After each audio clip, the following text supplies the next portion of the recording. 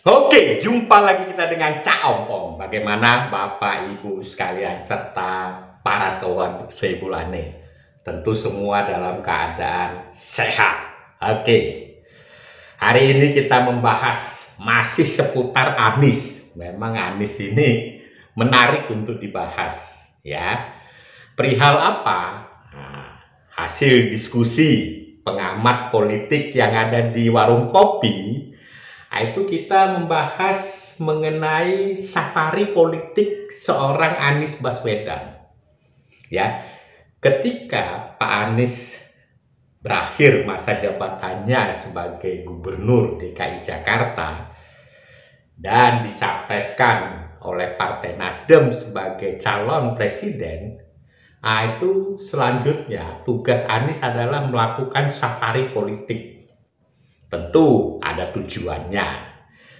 Ya, seperti pertama yaitu adalah tujuan memperkenalkan diri. Ya, memperkenalkan diri secara langsung. Ya, melihat wajahnya Pak Anies seperti apa dan lain sebagainya. Nah, di dalam memperkenalkan diri, ya Pak Anies tentu akan menceritakan bagaimana kesuksesan beliau. Ya, pada saat menjadi Gubernur DKI Jakarta.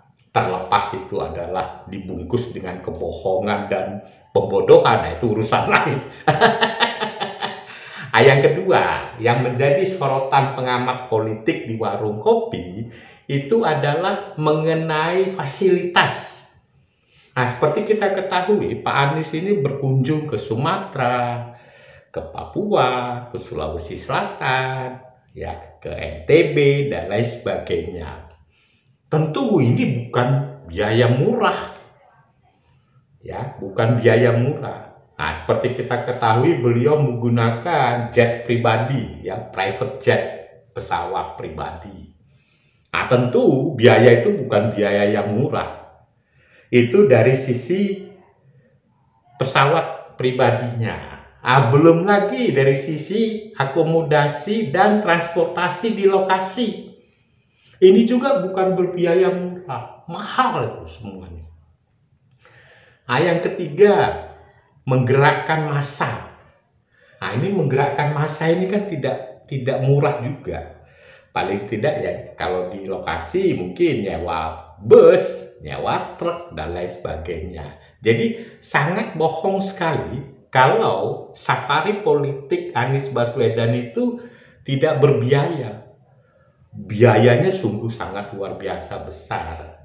Nah, sehingga hasil kepo dari pengamat politik warung kopi, itu duitnya datang dari mana? Iya kan? Timbul pertanyaan, dari mana duitnya Anies untuk dia bisa bersafari politik? Mungkinkah itu dari Nasdem? Nah, ini juga timbul pertanyaan, dari mana? Nah, tapi pada saat yang bersamaan, ya beberapa hari yang lalu KPK bercurhat ria ke Menko Polhukam Mahfud MD. Apa curhatannya? Curhatannya adalah bagaimana sulitnya mengusut kasus yang ada Baswedan, Anies Baswedan. Ya, kita bisa tahu adalah mengenai Formula E, mengenai pengadaan tanah dan lain sebagainya. Nah, curhatan itu apa isinya? Yang mengatakan bahwa kalau KPK melakukan mengusut Anies Baswedan, itu langsung mendapat stempel atau julukan bahwa KPK melakukan kriminalisasi kepada Anies Baswedan atau menjegal pencapresan Anies Baswedan. Padahal kasus KPK, kasus Anies Baswedan yang ada di KPK itu sudah muncul jauh hari sebelum pencapresan Anies Baswedan. Nah, timbul pertanyaan, apakah pencapresan Anies Baswedan yang dicapreskan Nasdem itu adalah sebagai tameng agar Anies tidak diusut oleh KPK? Nah, saya rasa tidak. Jadi memang harus kita pisahkan bahwa pencapresan adalah pencapresan, bahwa Anies terlibat dalam kasus Formula E, KPK wajib hukumnya untuk mengusut sampai tuntas. Oke, demikian amatan dari pengamat politik Warung Kopi bersama Cak Ompong.